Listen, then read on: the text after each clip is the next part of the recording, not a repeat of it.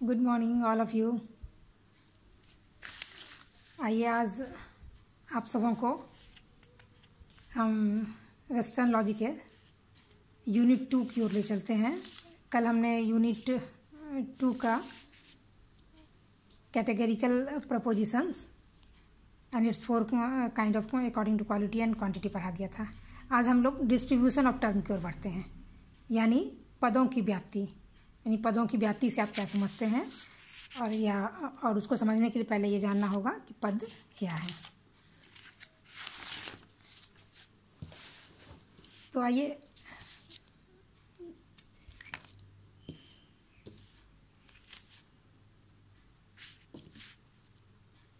Distribution of term, जिसका अर्थ होता है, हिंदी अर्थ होता है पदों की व्याप्ति।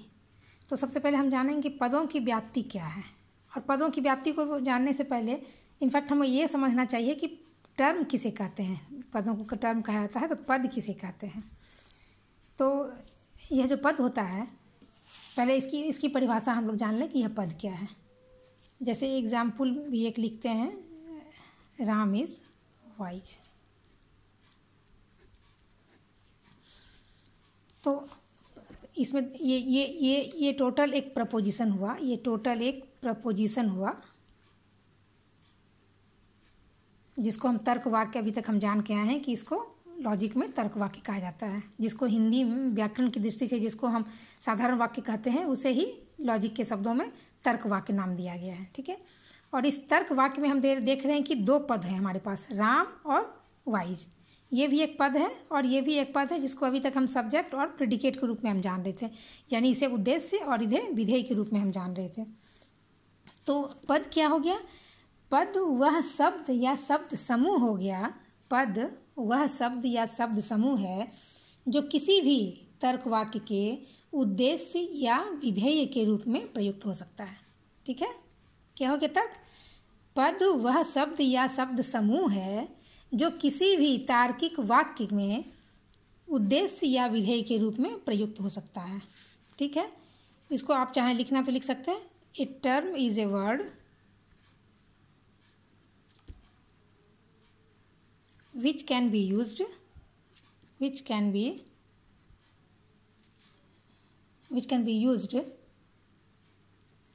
as a subject or predicate of a proposition। ठीक है। क्या हो गया? A term is a word. A term is a word, इसमें और जोड़ दीजिए, टर्म इज ए वर्ड और combination of word, combination of word, मतलब ये दोनों भी हो सकता है। इसीलिए a term is a word और combination of word which can be used as a subject और प्रेडिकेट इन ए प्रपोजिशन। ठीक है। पद वह शब्द या शब्द समूह है जो किसी भी तर्क वाक्य के उद्देश्य या विधेय हो सकते हैं। ठीक है। तो ये हो गया हमारा पद। अब पदों की व्याप्ति का क्या मतलब हुआ? पद की व्याप्ति क्या हो गया? तो पदों की व्याप्ति से हमारा तात्पर्य उस पद की, यानी राम या वाई, उस पद की संपूर्ण वस्तुवाचकता से मतलब होता है। उस पद की संपूर्ण वस्तुवाचकता से मतलब होता है। अर्थात यदि किसी वाक्य का कोई पद अपनी पूरी वस्तुवाचकता के साथ व्यवहार में आया हो तो वह पद व्याप्त कहलाता है। साथ ही जो पद आंशिक वस्तुवाचकता के साथ व्यवहार में आता हो वह उस पद की अव्याप्ति कहलाती है। जैसे उदाहरण के लिए हमने यहाँ पे लिखा है राम इज़ वाइज। ठीक है। तो यहाँ राम इज़ वाइज, अच्छा तो यहाँ तो राम हो गया। अच्छा, इसमें पूरी वस्तुवाचकता के साथ ये नहीं प्रयुक्त हुआ है। अब ये देखिए, यहाँ पर हम जैसे लिख दें ऑल मैन आर मॉर्टल, तो यहाँ मैन शब्द जो है ऑल लगा हुआ, मैन शब्द क्या कर रहा है? पूरी वस्तुवाचकता के साथ व्यवहार में आया है, क्योंकि ये मैन पद समूचे राम, श्याम, सीता, गीता, जो भी व्यक्ति है, यानी सभी व्यक्तियों के लिए ये अपनी पूरी वस्तुवाचकता के साथ प्रयुक्त हुआ है। यानी मैन शब्द का मतलब हो गया जितने भी मनुष्य हैं दुनिया में, संसार के सारे मनुष्यों के लिए यह आया है। संसार के सभी मनुष्यों के लिए है। संसार के सभी मनुष्यों के लिए प्रयुक्त हुआ है।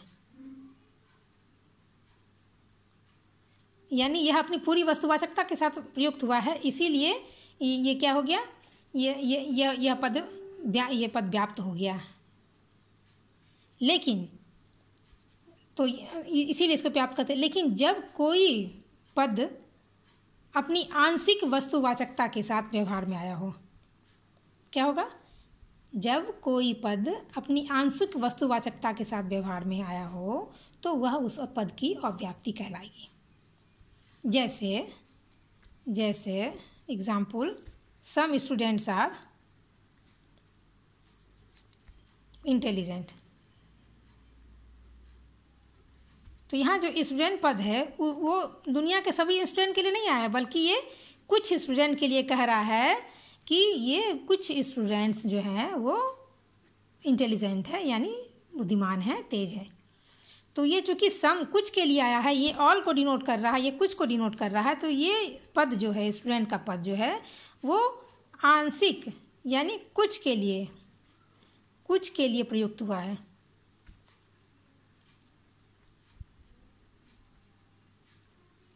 इसलिए यह पद अव्याप्त कहला जाएगा। समझ गए? अब अभी तक तर्कशास्त्र में हम लोग कितने प्रकार के वाक्य को देखे थे? हम लोग के पास 4 तरह का वाक्य था, ए, ई, आई और ओ। यही 4 प्रकार के वाक्य जो है हमारे पास तर्कशास्त्र में या वेस्टर्न लॉजिक में पढ़ा है, और इसी चारों वाक्य से आगे सारी कहानी बढ़ती है। तो अब कहता है कि ए तर्क वाक्य जो हो गया वो क्या होता है? तो ए तर्क वाक्य पहले जानिए। अभी तक हमने बताया था कि जो पूर्णव्यापी भावात्मक वाक्य होता है उसको हम ए कहते हैं, ये पूर्णव्यापी निषेधात्मक को ई कहते हैं, और अंशव्यापी भावात्मक को आई कहते हैं, और अंशव्यापी निषेधात्मक को हम ओ कहते हैं। ठीक है? तो अब उस आधार पर हम देखें कि ए वाक्य क्या होता है। ए तर्क वाक्य पूर्णव्यापी भावात्मक वाक्य होता है। इसमें केवल उद्देश्य पद व्याप्त होता है तथा विधेय पद अव्याप्त होता है। अब ए वाक्य का उदाहरण ले लीजिए। जैसे ए का उदाहरण हमने दिया था, ए वाक्य का, ऑल मैन आर मॉर्टल, ये हो गया ए वाक्य। तो क्या कह रहा है कि इस ए वाक्य का सिर्फ उद्देश्य पद, इसमें उद्देश्य कौन सा हो गया? ये होता है उद्देश्य, और ये होता है प्रेडिकेट यानी विधेय, और ये होता है सब्जेक्ट। उद्देश्य, ये उसको उद्देश्य कहते हैं और इसको विधेय कहते हैं। तो ये ए वाक्य का उद्देश्य पद जो होता है वह व्याप्त होता है और विधेय पद ये अव्याप्त होता है। ए अपने एस को व्याप्त करता है, इसको याद रखना है। ए पद अपने एस को व्याप्त करता है। ठीक? ए, अब लिख लीजिए कि ए पद जो है सब्जेक्ट को व्याप्त करता है। ए पद अपने सब्जेक्ट को व्याप्त करता है। ये आप देख लीजिए, सब्जेक्ट को हम एस से भी डिनोट कर सकते हैं, सब्जेक्ट को एस। ए अपने एस को व्याप्त करता है। अब ई किसको कहते हैं? ई, तो अभी तक हम जान ही रहे हैं कि ये पूर्णव्यापी निषेधात्मक वाक्य होता है। तो मतलब ई तर्क वाक्य पूर्णव्यापी निषेधात्मक है, इसलिए ई वाक्य में उद्देश्य तथा विधेय दोनों पद अपनी संपूर्ण वाचकता के साथ प्रयुक्त होते हैं। इसीलिए ई वाक्य अपने उद्देश्य तथा विधेय दोनों पदों को व्याप्त करता है। क्या करता है? ई पद अपने दोनों ही पदों को, पहले एग्जाम्पल ले लीजिए। ई वाक्य का एग्जाम्पल, ये हो गया एग्जाम्पल, ये हो गया एग्जाम्पल। ई वाक्य का एग्जाम्पल पहले कर दें कि हम कह दें कि नो मैन आर वाइज। मान लीजिए यदि हम ये एग्जाम्पल लेते हैं, इसमें एस हो गया, मैन हो गया एस, और सब्जेक्ट को शॉर्ट में हमने लिखा, और पी को ये प्रेडिकेट हो गया वाई, उद्देश्य और विधेय। इसमें क्या कहता है? ई वाक्य में उद्देश्य तथा विधेय दोनों पद अपनी संपूर्ण वस्तुवाचकता के साथ प्रयुक्त होते हैं। इसी कारण ई वाक्य अपने उद्देश्य तथा विधेय दोनों पदों को व्याप्त करता है। ठीक है, इसको भी व्याप्त कर रहा है और इसको भी व्याप्त कर रहा है, दोनों पदों को व्याप्त करता है। तो ई हो गया, ये सब याद रखना होगा। ई क्या हो गया? बोथ, BOTH, बोथ मतलब subject and predicate, subject and predicate दोनों को, इसे भी और इसे भी। ई वाक्य का ये एग्जाम्पल है और ये वाक्य जो है अपने बोथ को ये करता है और ये जो है ए अपने सब्जेक्ट को। ठीक है, आप एग्जाम्पल ले लीजिए आई वाक्य का आपके पास। अब आप आई वाक्य का एग्जाम्पल ले लें, कुछ भी, सम, कोई भी उदाहरण ले सकते हैं। Some students are wise. ठीक है, इसका आई वाक्य का ये स्टूडेंट एस हो गया, प्रेडिकेट वाइज हो गया, एस और पी हो गया। तो आई तर्क वाक्य चूँकि अंशव्यापी भावात्मक वाक्य है, हम जानते हैं, पहले जान चुके हैं, इसलिए इस वाक्य में उद्देश्य और विधेय दोनों ही अव्याप्त होंगे, दोनों ही अव्याप्त होगा। अंशव्यापी होने के कारण इस तर्क वाक्य में उद्देश्य और पद और विधेय दोनों ही पद अपनी संपूर्ण वस्तुवाचकता में प्रयुक्त नहीं होते हैं। ठीक है, वस्तुवाचकता क्या हो गया? और वस्तुवाचकता में प्रयुक्त नहीं होता है, इसका मतलब वस्तुवाचकता का मतलब बताइए। वस्तुवाचकता का मतलब होता है जब कोई भी जो हमारे पास सेंटेंस होते हैं उसमें जो पद होता है वह पद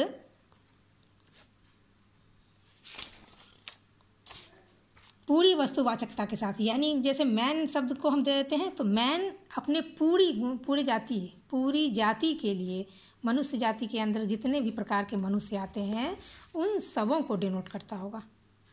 लेकिन यहाँ क्या है, जो स्टूडेंट सब्जेक्ट जो पद आया है और जो वाइज पद आया है वो स्टूडेंट्स, यहाँ सम चूँकि लिखा हुआ है तो सभी के को डिनोट नहीं कर रहा है, पूरे मतलब कि जो विद्यार्थी जाति को नहीं कर रहा है ऑन ये डिनोट। इसलिए क्या हो गया, आंशिक वस्तुवाचकता पूरी वस्तुवाचकता के साथ नहीं व्यवहार में आया है। और वाइज कुछ ही विद्यार्थियों के बारे में कह रहा है कि वो विद्वान होते हैं। तो जब कोई भी वाक्य में जो पद इस्तेमाल किया जाता है वो अपनी पूरी वस्तुवाचकता के साथ व्यवहार में प्रयुक्त नहीं हुआ है यहाँ पे, इसीलिए आई वाक्य ना तो एस को व्याप्त करता है और ना ही पी को व्याप्त करता है, इसमें दोनों ही पद अव्याप्त हो जाते हैं। तो यहाँ क्या हो गया, लिखेंगे आई नन, नन मतलब किसी को भी नहीं, किसी को भी नहीं व्याप्त करता है। ठीक है, यहाँ है दोनों को, बोथ लिख दिए हम, दोनों को। ठीक है, और यहाँ सब्जेक्ट सिर्फ एस को व्याप्त करता है। समझ गए? आप एग्जाम्पल पर चले आइए, एग्जाम्पल चले आइए उस किसके लिए। अब चले आइए आप ओ का एग्जाम्पल एक ले लीजिए। ओ वाक्य में लिख दीजिए कि some students are not wise. ठीक है, ओ ये एस हो गया, ये पी हो गया। ये एस को व्याप्त नहीं करता है सब्जेक्ट को और पी को व्याप्त करता है, क्योंकि ओ तर्क वाक्य अंशव्यापी निषेधात्मक होता है। इस तर्क वाक्य का उद्देश्य पद जो है अपनी पूरी वस्तुवाचकता के साथ प्रयुक्त नहीं हो रहा है। देख रहे हैं यहाँ पे सम लगा हुआ है, ऑल होता तो पूरी वस्तुवाचकता के साथ होता है, यहाँ सम लगा हुआ है तो पूरी वस्तुवाचकता के साथ व्यवहार नहीं होता है, इसलिए सब्जेक्ट एस जो है वो एस को अव्याप्त करता है। लेकिन विधेय पद जो अकेले, बुद्धिमान का मतलब क्या होता है, विधेय पद अपनी संपूर्ण वस्तुवाचकता के साथ प्रयुक्त हुआ है, इसलिए इसका एस पद अव्याप्त तो है और पी जो है वो व्याप्त है। तो ओ वाक्य क्या करता है, अपने पी को व्याप्त करता है।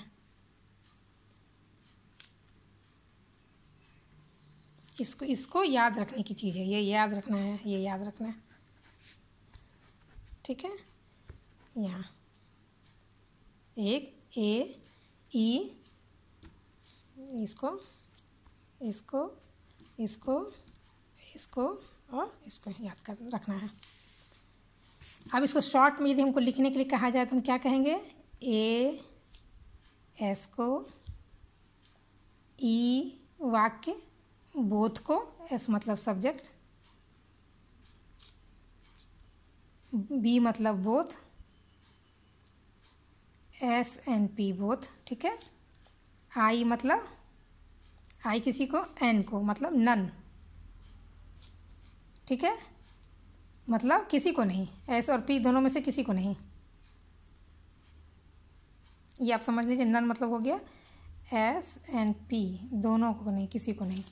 और ओ वाक्य क्या हो गया, अपने पी को, यानी प्रेडिकेट,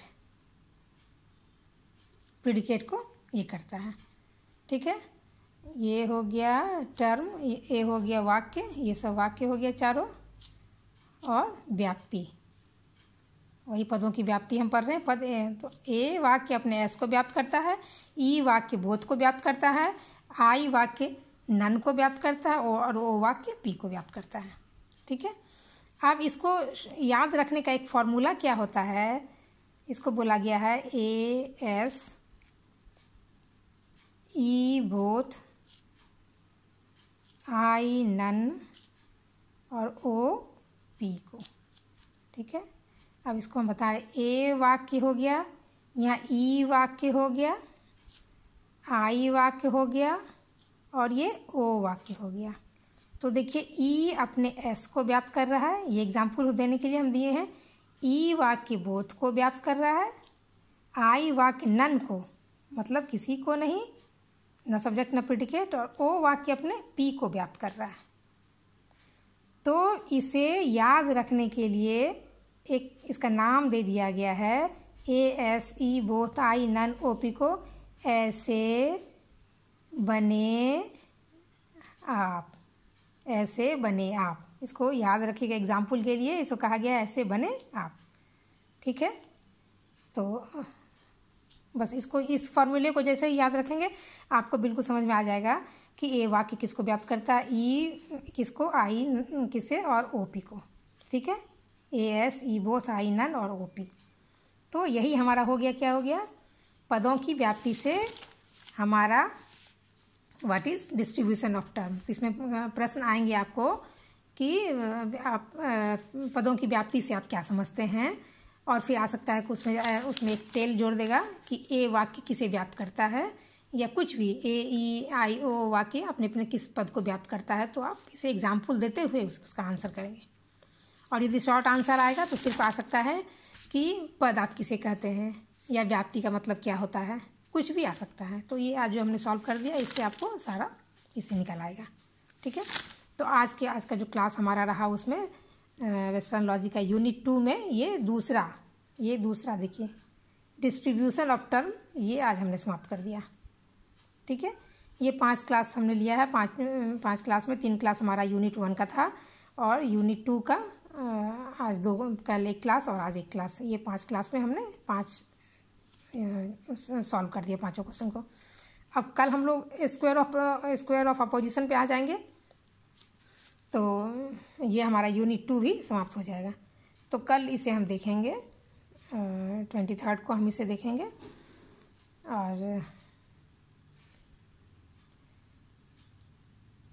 और इस चैप्टर को हम कंप्लीट कर लेंगे। तो आज के लिए इतना ही, और आपके समझ में सारी बातें मेरे हिसाब से आ गई होगी। यदि नहीं आया हो तो हमने जो टाइम आप लोगों को दिया है फ़ोन पे बात करने के लिए, 1 से 2 के बीच का जो समय हमने दिया है, उसमें आप हमको कॉल करके कुछ पूछ सकते हैं, मैं आपको समय बता दूँगी उसमें, ठीक है। इसलिए अपने डाउट्स आज इसको ठीक से देखें, पढ़ें, और आपके मन में जो भी डाउट्स हो कृपया उसे नोट डाउन करें, और फिर आप हमसे फ़ोन पे बात करके उस डाउट्स को आप क्लियर कर सकते हैं। धन्यवाद।